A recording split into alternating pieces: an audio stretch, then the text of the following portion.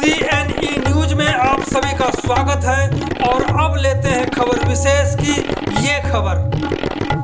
सबसे पहले तो मैं आपको बधाई देता हूं कि आपकी जो 76 वाला MP चाहिए या दूसरा चाहिए, ये मुहिम जो है कामयाब हो गई है। भाई तो शायद आपकी आवाज़ को भारतीय जनता पार्टी के लीडरशिप ने सुन के ही शायद ये फैसला किया है कि अब किरण खेर जी की जगह उनको संजय टंडन जी को टिकट दे दे। एक अच्छा, मैं समझता हूँ, भारतीय जनता पार्टी का फैसला है। और हम बता दें कि आज हम अपने मुहिम को विराम देंगे, क्योंकि हमारे मुहिम को लगता है कि भाजपा ने तो कम से कम सुन ही लिया, तभी 76 की जगह उन्होंने काम करने वाले एक व्यक्ति को शायद चुना होगा। हालांकि ये तो समय बताएगा वो काम करेंगे या वो भी 76 लगाएंगे। संजय टंडन जी के आने के बाद मैं ये कह सकता हूँ कि एक नए अध्याय की शुरुआत हो रही है चंडीगढ़ से। और मैं चेतावनी देता हूँ कांग्रेस वालों को कि जो किरण खेर के प्रति विरोध था वो शायद आज ख़त्म हो गया भाजपा का।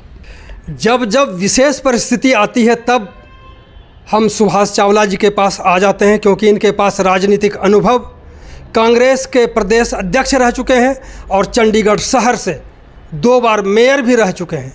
इसलिए उस परिस्थिति से निकलने के लिए इनके पास आना पड़ता है और इसीलिए फिर मैं दोबारा आया। और सवाल लेकिन वही है कि चंडीगढ़ शहर को छित्तर मारने वाला MP चाहिए या फिर जनता का काम करने वाला, इसी को लेकर के बात करेंगे। चावला साहब, हमारी मुहिम है कि छित्तर मारने वाला चाहिए शहर को MP या फिर काम करने वाला। सबसे पहले तो मैं आपको बधाई देता हूं कि आपकी जो 76 वाला MP चाहिए या दूसरा चाहिए, ये मुहिम जो है कामयाब हो गई है। आपको शायद खबर मिल गई होगी, अभी 10-15 मिनट पहले ही भारतीय जनता पार्टी की जो लिस्ट आई है उसमें अब किरण खेर जी की जगह संजय टंडन जी को टिकट दे दी गई है। बहुत बहुत मुबारक आपको भी और भाजपा को भी और टंडन जी को भी। तो आप ही को दूंगा आज मुबारकबाद कि आपने एक कैंपेन चला रखी थी और शायद जो आपकी वो लोगों के इंटरव्यू थे समाज के विभिन्न वर्गों के, मेरे पास आप पहले दिन आते तो शायद मैं उन बातों के लिए बात भी ना करता, क्योंकि मैं एक राजनीतिक पार्टी से भी बंधा हूँ। मैं नहीं कह सकता कि इसको टिकट दो या हमारे वाला कैंडिडेट या किसी और का बढ़िया है या गलत है। लेकिन आपने जो समाज के जिस वर्ग को चुना, जिसमें मैंने देखा 9-10 आपके एपिसोड, जिसमें कर्मचारी, व्यापारी, रेजिडेंट वेलफेयर एसोसिएशंस और सामाजिक संस्थाएं ऐसी जिनका इस चुनाव में हमेशा असर रहा है और रहेगा, जब उनकी बात आपने उठाई तो शायद आपकी आवाज़ को भारतीय जनता पार्टी के लीडरशिप ने सुन के ही शायद ये फैसला किया है कि अब किरण खेर जी की जगह उनको संजय टंडन जी को टिकट दे दे। एक अच्छा, मैं समझता हूँ, भारतीय जनता पार्टी का फैसला है। क्योंकि अगर वो लोग जिनका आप इंटरव्यू लिया है, अगर वो उनकी बात में मैं समझता हूँ कि पूरी तरह सच्चाई है, तो फिर ये तो बहुत गंभीर स्थिति है कि क्या 10 साल में किरण खेर जी करती क्या रही। कोई वर्ग ऐसा नहीं है कि जो उनसे निराश ना हो, किसी ने कोई हमारा काम ही नहीं हुआ। और मुझे तो कई बार ये भी आता है कि जैसे आपने एक वर्ड चुना कि उन्होंने ये 76 शब्द बोला था, तो इससे तो सवाल उस सब की लीडरशिप पे भी खड़ा होता है भारतीय जनता पार्टी की। क्या उन्होंने कभी उनको बुला के दफ्तर में वार्न किया कि आपकी वजह से हमारी पार्टी का इतना नुकसान हो रहा है? आप अगर डिसिप्लिन के नाम पे, उस वक्त मुझे लगता है कि शायद अरुण सूद जी पार्टी के अध्यक्ष थे, शायद आप अनुशासन के नाम पे अगर आपने ज़ुबान बंद रखी तो आप भी उतने ही जिम्मेवार हैं 76 की भाषा के। बिल्कुल, आप जिम्मेवारी से बच नहीं सकते। बिल्कुल। देखिए, ठीक है, कैंडिडेट की बात आप कर रहे हैं, लेकिन जब कैंडिडेट कोई इलेक्शन लड़ता है तो उसके साथ पार्टी अपना एक मैनिफेस्टो भी देती है, जिसको इम्प्लीमेंट करवाना MP का काम है। अगर वो MP काम नहीं कर रहा, जो आज लोग कह रहे हैं, तो पार्टी क्या सोई रही 5 साल 10 साल? फिर उसको पिछली बार ही टिकट नहीं लेने देना चाहिए था पार्टी को, अगर इतनी निराशा है। और सबसे बड़ी बात जो मुझे एक हास्यास्पद भी लगी कि पिछले दिनों एक पेंडू विकास मंच के नाम की संस्था बनी, उसमें जितने पदाधिकारी हैं वो सारे गांव के हैं। कुछ पंच हैं, सरपंच हैं, एक्स सरपंच, अब तो एक्स हो गए, कुछ सारे के सारे गांव ख़त्म कर दिए गए। उन्होंने भी कहा कि जी हम लीडरशिप से नाराज़ हैं और कहा कि हम एक गैर राजनीतिक मंच गठन कर रहे हैं। क्या बात हुई है? अरे साहब, आप सारे आज भी पदाधिकारी हो भारतीय जनता पार्टी के। एक तो सीनियर डिप्टी मेयर बैठे थे बीच में। पंच सरपंच जो भाजपा के ऑफिस बेरर हैं, वो अगर कहीं हम नोटा लेंगे तो इसका मतलब है भाजपा ने गांव में भी कुछ नहीं किया। आपने तो अभी शहर के इंटरव्यू किए ना, तो उसका मतलब गांव में भी स्थिति है। अब उस स्थिति के लिए जिम्मेवार कौन है? अगर आज मैं उनसे सवाल करता हूँ जिन्होंने प्रेस कॉन्फ्रेंस की, ये गांव की अगर आज बदतर स्थिति हुई है तो उस फैसले की वजह से हुई है जो अरुण सूद जी ने किया था उस वक्त कि इन गाँव को नगर निगम में मिला दिया जाए।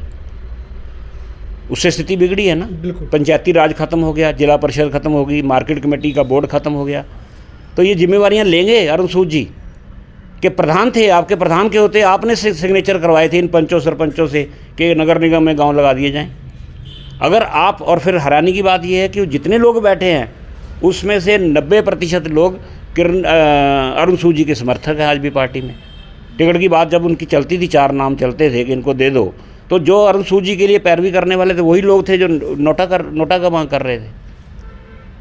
ये जो परिस्थितियां हैं ना, ये परिस्थितियां मैं इसीलिए कह रहा हूं कि आज एक फैसला भाजपा ने अच्छा किया है।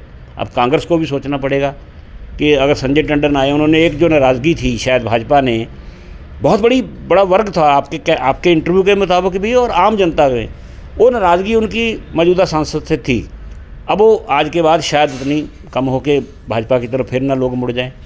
अब कांग्रेस को भी इस पर मंथन करना पड़ेगा कि हम आगे की रणनीति क्या बनाएं। एक चीज़ तो भाजपा ने ख़त्म कर दी ना। और संजय, मैं थोड़ा सा यहाँ क्लियर करना चाहूँगा, जितनी नाराज़गी इस 10 साल को लेकर के है, 76 को लेकर के है, उतनी ही नाराज़गी 10 साल पहले वाले का जो भी कार्यकाल है उससे भी लोग खुश नहीं हैं। अगर कांग्रेस वहम में हो कि उससे खुश है तो उन लोगों से बातचीत में इतना तय हो गया कि वो भी खुश उस 10 साल के पहले वाले कार्यकाल से नहीं है। देखिए, यहाँ तक आपका शब्द 76 वाला भाषा का है, उसमें तो मैं किसी को चंडीगढ़ में दोष नहीं दे सकता। बंसल जी हों, जैन साहब हों, इवन जगन्नाथ कौशल जी भी हों, धवन साहब भी हों, ये सारे उन्होंने कभी भाषा का इस मर्यादा का उल्लंघन नहीं किया। इस मामले में तो सबको बरी करना पड़ेगा ना आपको। बिल्कुल। ये इसके अलावा तो किसी ने नहीं बोला। अब रह एक पत्रकार को किसी ने थप्पड़ भी मारा था, याद हो आपको? मैं बहुत कुछ हुआ चंडीगढ़ में, किरण खेर जी ने एक बार नहीं, ये 10 साल के पहले वाले कार्यकाल की बात होता है। मुझे ध्यान नहीं आ रहा इस बात के लिए। मुझे अगर याद कराएंगे तो मेरे सामने बात हुई तो मुझे याद होती। लेकिन मैं जहाँ तक काम की बात करता हूँ, देखिए, काम होना, बिल्कुल नहीं होना और कम होना, ये 3 कैटेगरी में राजनीति को लेके चलना चाहिए। जो बंसल जी का टेन्योर रहा है 4 मेंबर पार्लियामेंट का, अगर उनका काम उनके समय में उन्होंने कुछ ना किया होता तो वो लोग दोबारा उनको इलेक्ट ना करते, तीसरी बार ना करते, चौथी बार ना करते। काम हुए। एक तो हमेशा कमी रही है कांग्रेस में, हमेशा, आज से नहीं, उसमें मैं भी जिम्मेवार हूँ और भी, कि हमारे कामों का हम खुद ही प्रचार नहीं कर पाए, बता ही नहीं पाते थे लोगों को भी हमने काम क्या किए हैं। दूसरी बात ये रही कि एक ऐसा टेन्योर आ गया 2014 के बाद, मैं कहूँ या 2013 से शुरू हो गया था, वो मोदी लहर थी।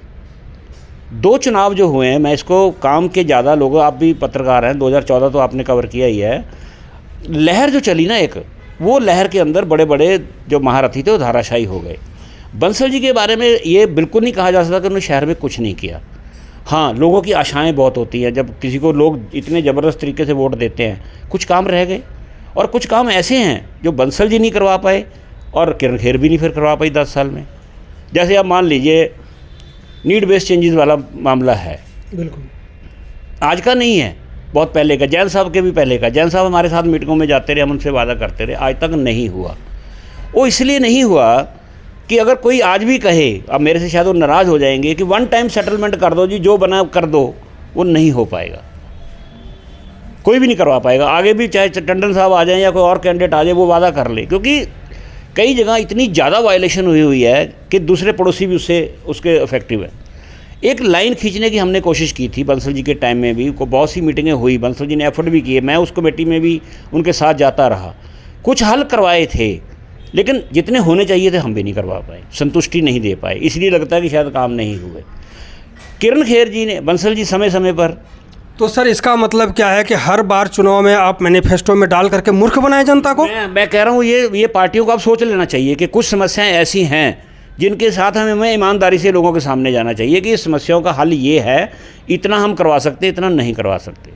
अब लाल डोरा वाला मामला है, आज का नहीं है। लाल डोरा मैं समझता हूँ ये पार्लियामेंट का मामला था, जब कोई जो पूरा शहर, अब आसान था थोड़ा करवाना, अगर मैं उधर उल्ट बोल रहा हूँ कि गांव ख़त्म किए तो दूसरी तरफ अगर ख़त्म कर ही दिए थे तो अब तो गांव रहे ही नहीं, बिल्कुल, अब तो सारा शहर हो गया। अब तो किरण खेर जी के लिए बहुत आसान था वहाँ जाके कि लाल डोरा ख़त्म करो जी, लाल डोरा के नाम की चीज़ ही नहीं होनी चाहिए जब पूरा शहरी आबादी हो गई है।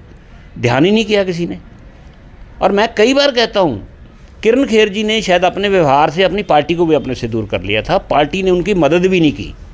लीडर भी शायद चाहते थे कि ये फेल हो जाए तो अच्छा है, आगे के लिए टिकट ना लेके आए, वो मुझे भी लग रहा है ये। सर मैं इसमें जब आपने ये चर्चा करी है तो आपको मैं याद दिलवाना चाहूँगा कि जब किरण खेर यहाँ पर 2014 में चुनाव लड़ने आई थी, तब सत्यपाल जैन साहब उनके साथ एकदम जो है खड़े रहे, कड़े कमान की जीत हर हाल में जिताना है। आज किरण खेर और जैन साहब का क्या रिलेशन है राजनीतिक तौर पे, या वैसे भी बातचीत होती है कि नहीं होती है, ये भी एक सवाल के वाली बात है। हरमोहन धवन साहब बहुत मान मनोबल के साथ वो समर्थन में आए और उसके बाद 2014 में जो चुनाव प्रचार है वो उठ पाया था उस टाइम। उसके बाद कार्यकर्ता, नेता, जितने लोग जुड़े थे एक के बाद एक हटते चले गए और जनता को छित्तर पे छित्तर पड़ता चला गया। ऐसी परिस्थिति में भी अगर ऐसे ही कोई कैंडिडेट यहाँ पर आते तो मुझे लगता है कि वो नाराज़गी बरकरार रहता और कांग्रेस के लिए रास्ता क्लियर हो जाता। हाँ बिल्कुल सही बात है। ये अगर दोबारा उनको टिकट मिलती तो शायद कांग्रेस के लिए ज़्यादा आसानी होती, क्योंकि जवाब सवाल तो सिटिंग एमपी से ही किए जा सकते हैं ना, जो अभी जाने वाला है उसी से सवाल किया जा सकता है। कोई हिसाब किताब मांगना होगा तो किरण खेर जी से ही 10 साल का हिसाब मांगा जाता। आपने सीटिंग कहा है सर, एक ये भी हैरानी वाली बात है कि एक सीटिंग एमपी को हटा दिया गया और दूसरे को ले आया, ये भी एक बहुत बड़ी बात है। नहीं, ये ऐसा नहीं है, होता है चंडीगढ़ में बहुत बार हुआ है, देश में हो रहा है। एक बीजेपी की सोच भी शायद एक है कि थोड़े कम उम्र के जो लोग हैं, जवान लोग, जिनको अभी टंडन साहब की एज शायद 60-65 के आसपास होगी, तो उनका भी एक प्लान चल रहा है कि लीडरशिप डेवलप किया जाए, आगे जाके जो बुज़ुर्ग हैं थोड़ा थोड़ा उनको साइड पे किया जाए, तो शायद ये उस कड़ी में भी फ़ायदा ले गए। लेकिन जो आपने पिछली बात की, मैं फिर बार बार कहता हूँ, किरण खेर जी एक ऐसे वर्ग से आई थी जहाँ ग्लैमर की दुनिया माना जाता है, वहाँ चकाचौंध होती है लाइटों की, कैमरों की, ये है वो। मैं कई बार शूटिंग शाटिंग देखने का शौकीन था, तो जाते थे तो वहाँ लगता था कि बस सारे आपके ना वो चमचे खड़े हैं आगे, छतरी लेके खड़ा है, कोई मेकअप गर्ल खड़ी है, कोई मेकअप कर रहा है, तो वो एक आदमी का माइंड सेट वैसा बन जाता है। तो शायद किरण खेर जी थोड़ा थोड़ा उनके ऊपर असर रहा, उनके कार्यशैली में रहा। मैं बहुत ज़्यादा उनको बुरा भी नहीं कहता, मैं आपको कहूँ कि मैं उन आदमियों से नहीं कि उन्होंने कुछ नहीं किया, वो चंडीगढ़ के बारे में कुछ ना कुछ बोलती रही, कुछ उन्होंने अच्छे काम भी किए। ये नहीं है कि नहीं, जैसे एज वाला उसका किया, नौकरियों वाला, ये वो सारा। चंडीगढ़ शहर के कितनी नौकरी मिल गई सर? हाँ, यहाँ एक अलग से बात और थी, यहाँ एक डिमांड उठ रही थी कि चंडीगढ़ के लोगों को अगर आपने काम किया था तो उसमें हमारी ये बदकिस्मती है, मैं चंडीगढ़ की कहता हूँ। कई बार एमपीओ ने बहुत अच्छे काम किए, उसका फ़ायदा पंजाब हरियाणा के लोग ले गए। जैसे पुलिस की भर्ती है, दूसरे और हैं वहाँ। अब चंडीगढ़ के नौजवान, कई बार हम बात करते हैं कि जिनको रिजर्वेशन दे दो, वो कहते हैं जी हमारा जो फिज़िकल पैमाना है उस पर चंडीगढ़ के लोग नहीं उतरते। तो आज वहाँ बिल्कुल चंडीगढ़ का नगण्य है। मुझे नहीं लगता कि अगर 500 की भर्ती हुई तो 5 भी चंडीगढ़ के लड़के वहाँ उसमें आ जाएँ, और नौकरियों में भी यही हाल है। ये एक इशू आप जो आज डिस्कस कर रहे हैं बातों बातों में, ये इशू अगले पार्लियामेंट के बनेंगे।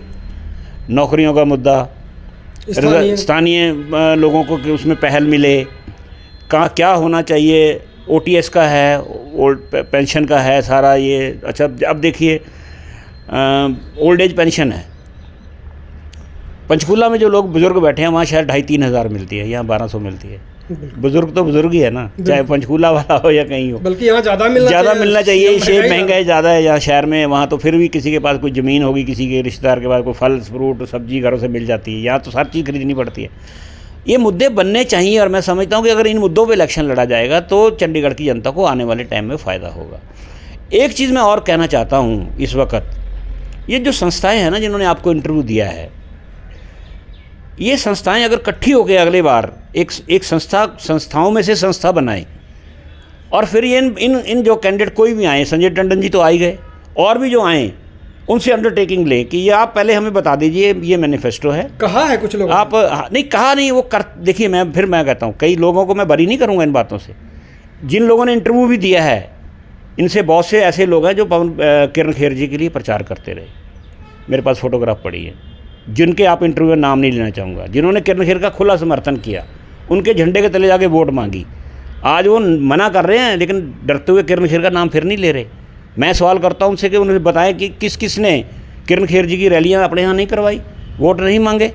नहीं, तो 2019 की बात कर रहे हैं। 19 की बात कर रहा हूँ ना, लेकिन अब आगे के लिए आगे के लिए भी और नोटा करते हुए कल को एक पार्टी के समर्थन पे चले जाएं तो ये जायज़ होगा? मैं तो कहता हूँ दोनों ये संस्थाएं, 8-10 संस्थाएं और भी हैं, 5-7 जो इंटरव्यू से रह गई, अब आपका माहौल आपका बीच में रुक गया ये कैंपेन, इनको संस्थाओं को मिलकर एक संस्था बनानी चाहिए कि जी आप हमारे साथ कैंडिडेट बैठ जाओ, हमें अपना मैनिफेस्टो दिखा दो, हमें टाइम लाइन बता दो, टाइम बाउंड बता दो कि आप 2 साल में नहीं कराएंगे तो आप इस्तीफ़ा दे दोगे। ये इनको करना पड़ेगा। 5 साल के बाद अगर आप एनालिसिस करोगे या 10 साल के बाद एनालिसिस करोगे तो वाजिब नहीं है। वोट देने के बाद आप सारा काम एक एमपी पे छोड़ दो, हमने तो वोट दे दी थी, हम 5 साल बाद देखेंगे ना। डेमोक्रेसी ये मांग करती है कि हर रोज़ आपकी नज़र आपके मेंबर पार्लियामेंट पे होनी चाहिए, हर रोज़ आपकी नज़र आपकी पॉलिटिकल पार्टियों पे होनी चाहिए, वो क्या बोलते हैं, क्या करते हैं, शहर के लिए उन्होंने कोई मांग रखी नहीं रखी।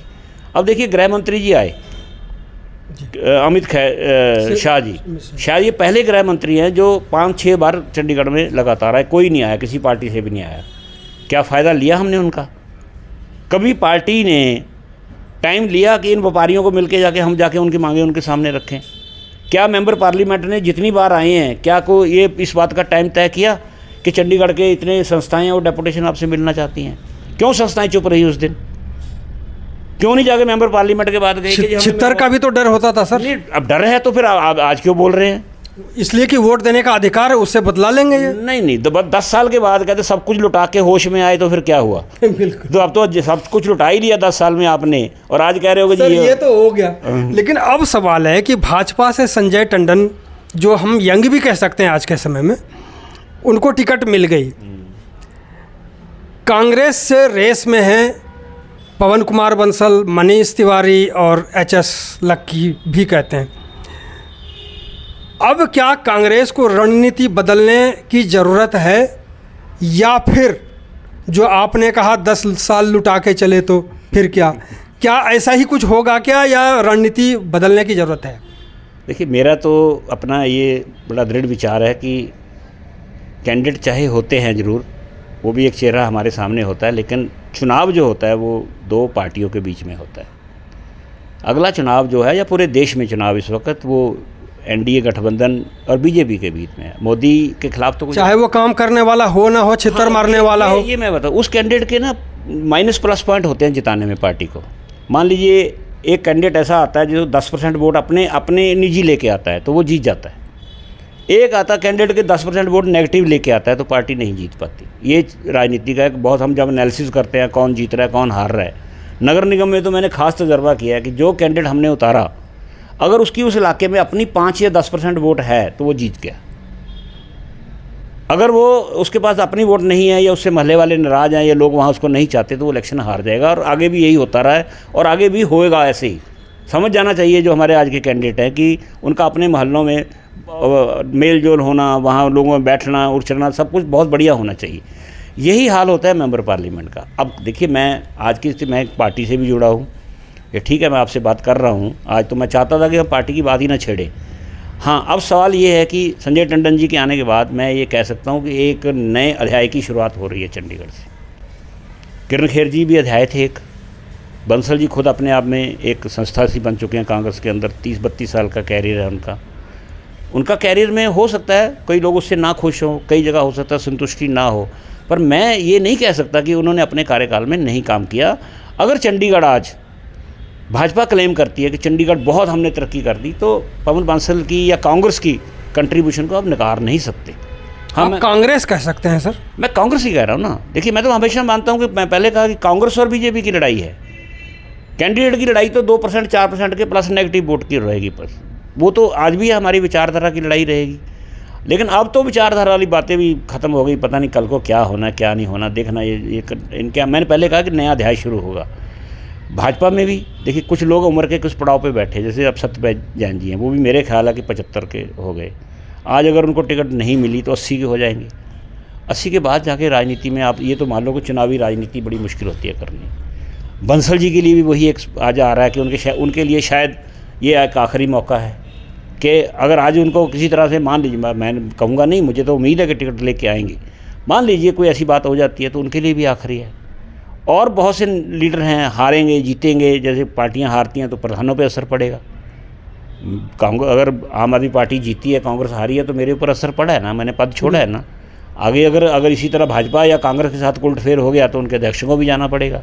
सर एक सवाल उठता है मेरे मन में कि संजय टंडन को टिकट मिल गई और आपके यहाँ से रेस में जो मतलब सबसे ज़्यादा रेस जो है मनीष तिवारी और पवन कुमार बंसल में है। क्या आज के समय में पवन कुमार बंसल को किसी यंग को लाने में उनका समर्थन करते हुए और खुद को रेस से हट जाना चाहिए जो हालात अभी हैं? देखिए, राजनीति दो पहलवानों का अखाड़ा नहीं है कि इसमें यंग और नौजवान है। ये इतना ज़रूर होता है कि यंग में थोड़ी काम करने की एनर्जी ज़्यादा होती है, लेकिन एक अनुभव होना भी बहुत ज़रूरी है। मैं आपको बताता हूँ, दोनों हमारे कैंडिडेट जो हैं, जिसका आप नाम ले रहे हैं, दोनों अनुभवी हैं। उनको बहुत तजर्बा है पार्लियामेंट का। बंसल जी को तो वास्ट तजर्बा है। ये तो मंत्रालय में इन्होंने 4-4, 5-5 मंत्रालय संभाले। कैरियर भी मनीष तिवारी जी से ज़्यादा लंबा है इनका ज़्यादा। मनीष जी अब थोड़ी उम्र में, वो संजय टंडन की उम्र के बराबर के होंगे। लेकिन जो एक कहते हैं ना कि एक अनुभव भी काम आता है राजनीति में, वो इन दोनों हमारे कैंडिडेट में है। और ये कैंडिडेट जो हैं ये शहर के लिए ठीक रहेंगे। अब ये तो जनता ने तय करना है आगे। जब जैसे हम अब मैदान, अभी तक ना दोनों मैदान खाली था, तो अंदाजे आप भी लगा रहे थे, अंदाजे मैं भी लगा रहे थे, हम भी सोचते थे किसको मिलेगी। आज एक चीज़ तो हो गई क्लियर कि भाजपा ने अपनी तो लाइन बता दी। अब आगे तय करना है हमने कांग्रेस ने। अब कांग्रेस भी इस पर बैठेगी। मैं तो समझता हूँ कि बैठना चाहिए, बैठ के देखना चाहिए कि अब अगर इस बदलाव में हमें क्या करना चाहिए आगे। लेकिन मैं ये कह रहा हूँ कि इस बात पे नहीं जाना चाहिए कि जी यंग आएगा तो ज़्यादा काम कर सकता है और थोड़ी उम्र ज़्यादा वाला। तो राजनीति में अनुभव बहुत ज़रूरी है। एक टीम भी अच्छी साथ यंगस्टर की टीम बनाई जा सकती है। अब क्या संजय टंडन जी अगर यंग आए हैं तो अपनी से बड़ी उम्र के नेताओं को पार्टी से बाहर करेंगे? बाहर करने की बात नहीं कही सर, साथ लेंगे ना, उनको लेना पड़ेगा ना। तो एक इसी तरह एक ज़्यादा उम्र का आदमी भी लीडर हो सकता है। अब सवाल ये है कि जनता में जो एक भ्रम की स्थिति बनी हुई है आज, सबसे पहली बात तो मैं ये कह दूं कि भाजपा की स्थिति ओवरऑल देश में जैसे सर्वे आ रहे हैं उससे तो मजबूत बताई जा रही है ना कांग्रेस से। अब इन परिस्थितियों में हमें निकलना है आगे चंडीगढ़ में। अब चंडीगढ़ में मैं तो चाहता हूं कि चुनाव इसको धर्म से छोड़ के इन मुद्दों पे लिया जाए। भाई कौन कौन से मुद्दे थे, कौन से मुद्दे किसी ने बिल्कुल हल नहीं करवाए, किसी ने थोड़े करवाए, कौन जनता में ज़्यादा रहा, कौन बिल्कुल नहीं रहा, किसने पार्लियामेंट में कितने सवाल उठाए कि नहीं। किरण खेर जी ने तो मैंने आज तक सुना ही नहीं कि पार्लियामेंट में कभी लेके चंडीगढ़ से कभी बोली भी हो। बंसल जी तो गाहे बगाहे, जब हम भी जाते थे कई बार हमें बुला के वहाँ जाके मंत्रियों से, कंसर्न मंत्रियों से, शहरी विकास मंत्रालय से और से बातचीत करवाते रहते थे कि ये आप इन मामले आप करोगे तो मुझे सपोर्ट मिलेगी। हाँ, एक चीज़ की जो हमेशा हमारे पार्टी में कमी रही है, मैं भी जिम्मेवार हूँ उसमें और भी हैं, संगठन हमारा बहुत कमज़ोर था। जो कांग्रेस में पहले एक विचारधारा की लड़ाई होती थी, जो लोग लड़ते थे कि हम किसी से बहस करते तो ये विचारधारा पे कांग्रेस को वोट क्यों दें, आज वो शायद हमारे अंदर वो वर्कर की कमी है। सर संगठन कमज़ोर होने की बात कही है आपने, बहुत इंपॉर्टेंट मसला है, क्योंकि यही एक पिलर है। जब सत्ता पाने के बाद और उसी सुख में खो जाएंगे तो सर फिर सिद्धांत और पार्टी का क्या रह जाता है, और फिर संगठन को कौन पूछता है। जब सत्ता में आप पार्टी ने जो पहले किया था, जो उन्होंने बोया था अच्छी चीज़ें, उसके हिसाब से जब सत्ता सुख मिलने लग जाए, मेहनत की ज़रूरत ही नहीं, तो फिर संगठन की ज़रूरत क्या है सर? नहीं तो आपके जो कांग्रेस की सरकार रही, सालों साल सरकार रही, लेकिन आपका एक कांग्रेस दफ्तर सही तरीके से नहीं बन पाया। जितने भी मंत्री संतरी जो भी आए आपके उस सत्ता काल में, क्या कोई कांग्रेस भवन जाकर के उन्होंने देखा कभी, या फिर किसी के घर बैठ करके किसी 5 स्टार होटल में मीटिंग करके और चले गए? इसको आप कितना दोषी मानेंगे एक संगठन को बर्बाद करने में? देखिए, सत्ता जो सुख वाली बात है वो मैं आपकी समझ नहीं पाया। आप सुख किसको मानते हैं? सुख उसको मानते हैं। अच्छा मेरी बात सुनिए, अच्छा घर, अच्छी गाड़ी, अच्छा रहन सहन। चंडीगढ़ में सारी पार्टियों में से कोई एक लीडर बताइए जिसके पास अच्छा घर नहीं है। कौन है? किसने अपना घर नहीं बनाया? किसके पास अच्छी गाड़ियाँ नहीं? आपको मैं बता दूं सर, जितनी बातें आप कही वो सब कुछ होने के बाद लोग सत्ता खोजता है। नहीं, मैं बात करता हूँ सुनिए। देखिए, इस पर बहुत ज़्यादा, अब क्योंकि हमने चुनाव में उतरना है, मैं बहुत ज़्यादा कमेंट्स नहीं कर सकता। लेकिन एक बात मान लीजिए, जिन्होंने भी ये काम किया उन्होंने फिर सत्ता से दूर भी तो हटे हैं। अगर किसी ने अच्छा काम नहीं किया तो हारे भी हैं। लेकिन मैं आज फिर कह रहा हूँ कि अब सवाल जो आने वाला दिन है वो हमने पवन बांसल जी से जवाब नहीं मांगने शहर के। नहीं, मैं उनसे मांगने भी नहीं कह रहा। मैं अब हमने मांगने हैं जो 10 साल रिसेंटली रह के गए। इन्होंने क्या किया, देखिए निजी जीवन पे नहीं जाना चाहिए। मधुकर जी, अंदाज़ा भी नहीं है कि जो राजनीति में लोग हैं उनके कितने टेंशन भरे जीवन होता है।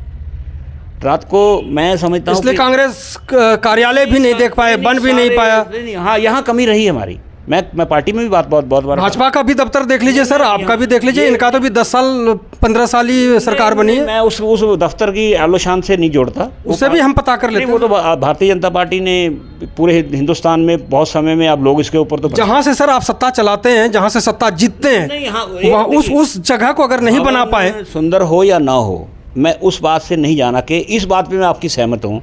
वहाँ तो वॉशरूम भी नहीं था सर आपके यहाँ। नहीं, सब एक था कोई, मैं सब कुछ था। और मैं ये समझता हूँ, मैं उस बात पे जाता ही नहीं कि भवन आलीशान हो या नहीं आलीशान। सर सत्ता होने के बाद भी जितने भी यहाँ प्रदेश अध्यक्ष रहे सबके कॉर्नर के मकान थे और सब बिक गए। एच.एस. लक्की का भी जो है कॉर्नर का मकान है, भगवान करे बिके ना। नहीं, आपका भी बिक गया, छाबड़ा जी का बिक गया। बात नहीं, ये सब अपनी परिस्थितियाँ। और जो बहल साहब थे वो भी बेचारे खोते खोते कहाँ खो गए। नहीं, निजी नहीं बातें करनी मैंने। हाँ, जो आपने एक शब्द बीच में बोला कि जब भी कोई मंत्री आता था उसको कांग्रेस भवन में आना चाहिए था। हमारे जो नेशनल इंचार्ज थे वो भी वास्तव में बहुत कम आए। वो अगर आते तो पार्टी को मजबूती मिलती। यहाँ पे हम संगठन में बातचीत करते भी हैं, कर भी चुके हैं, और कहीं ना कहीं थोड़ी बहुत गुस्से में दिल्ली भी कह भी देते हैं। ये तो अब उनको सोचना चाहिए, भुगत तो वही रहे ना दिल्ली वाले। मेरा क्या गया, आपका क्या गया, या वर्कर का कुछ नहीं बिगड़ता। क्यों नहीं सर, मकान आपको मकान बेचना पड़ा है सर। वो मेरे घरेलू परिस्थितियाँ थी मेरी, वो किसी पार्टी में नहीं था। हाँ ठीक है, मैंने बीबी बहल साहब के प्रेसिडेंट होटल भी बिक गए, पता नहीं और के बचा है। फिर कह रहा हूँ कि ये सब कुछ भगवान ना हाथ से किस्मत लिखवा के लाता है। उन्होंने गलती क्या करी थी सर? नहीं गलती चलाया नहीं गलती, मैं फिर कह रहा हूँ परिस्थितियाँ, परिवार की परिस्थितियाँ जो होती हैं ना, वो शायद अंदाज़ा नहीं लगता। जब परिवार के अंदर कोई गड़बड़ होती है ना, उसको संभालना बड़ा मुश्किल होता है। हाँ, उन घरों में कम लड़ाई होती है जिनके पास अपार धन होता है, वहाँ लड़ाइयाँ कम होती हैं। जहाँ थोड़ी सी पैसे की शॉर्टेज होती है या पैसे की कमी रहती है या उतनी इच्छाएँ जो हम बच्चों की पूरी नहीं कर पाते। आप सर कितना भी बचाव करें, लोग तो जानती है सर, जनता जानती है। देखिए, मैं फिर कह रहा हूँ कि टाटा बिरला भी तो राजनीति में रहे नहीं। अब ये क्या कहेंगे कि पैसे वाले को नहीं आना चाहिए? अंबानी के क्या, अंबानी या जो राज्यसभा में नॉमिनेट हुए, अब मान लीजिए, मैं फिर वही कह रहा है, मैं किसी की आलोचना के लिए आलोचना नहीं कर रहा। सतनाम सिंह संधू चंडीगढ़ से पहले टिकट मांग रहे थे, नाम चल रहा था, अब उनको राज्यसभा में गए। क्या वो किसी गरीब घर के हैं? पहले तो गरीब घर के ही थे सर। नहीं, अब सत्ता, फिर इसका मतलब क्या कि पैसा कमाया इसलिए जाता है कि सत्ता के लिए? बिल्कुल नहीं, ये चीज़ें नहीं हर आदमी पे लागू होती। मैं फिर कह रहा हूँ, अब देखिए, कोई टाइम था मेरे फादर चंडीगढ़ में जब आए थे तो शायद 5 रुपये भी नहीं लेके आए थे।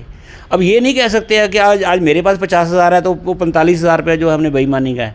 बच्चे बड़े हो गए, पढ़ गए, कमाइयाँ करने लगे, किसी को अच्छा दाव लग गया बिजनेस में, बहुत बढ़िया, एक दुकान खोली, 4 खुल गई। इन बातों पे आपको भी नहीं जाना चाहिए और मुझे भी टिप्पणियों से बचना चाहिए। आप मुझे उलझा रहे हैं ज़्यादा, चुनाव में जाना है, कहीं खटिया खड़ी हो जाएगी। इसलिए मैं कहता हूँ कि अब अच्छा फैसला है भाजपा का, कांग्रेस को भी अच्छे फैसले की तरफ जाना चाहिए, सोच समझ के। और सबसे बड़ी बात है कि आज से लग जाना चाहिए। देखिए, मैं फिर कह रहा हूँ और मैं चेतावनी देता हूँ कांग्रेस वालों को कि जो किरण खेर के प्रति विरोध था वो शायद आज ख़त्म हो गया भाजपा का। बिल्कुल। अब कठिन परिस्थितियाँ हैं कि अपने वर्करों को मोटिवेट करिए, वहाँ पे काम बढ़ाइए। अगर छोटे मोटे आपस में कोई मतभेद भी है, टिकट जिसको मिलनी है मिल जाएगी, हाईकमांड हमसे ज़्यादा समझदार है। इन सब बातों को छोड़ के आज से ही लग जाइए कि अब भाजपा का मुकाबला कैसे करना है। कैंडिडेटों को छोड़ दीजिए, मुकाबला सख्त होगा, कठिन होगा, ये मैं कांग्रेस के लिए कहना चाहता हूँ। बिल्कुल सही। तो आज चावला जी से हमारी बातचीत हो रही थी, जो आपने सुना अभी तक। और हम बता दें कि आज हम अपने मुहिम को विराम देंगे, क्योंकि हमारे मुहिम को लगता है कि भाजपा ने तो कम से कम सुन ही लिया, तभी छित्तर की जगह उन्होंने काम करने वाले एक व्यक्ति को शायद चुना होगा। हालांकि ये तो समय बताएगा वो काम करेंगे या वो भी छित्तर लगाएंगे। अब कांग्रेस को भी देखना है कि मनीष तिवारी, एच.एस. लक्की जैसे यंग को लाते हैं या फिर वही। बहुत बहुत धन्यवाद सर। शुक्रिया जी, शुक्रिया, धन्यवाद। CNE न्यूज़ के साथ बने रहने के लिए आप सभी का बहुत बहुत धन्यवाद।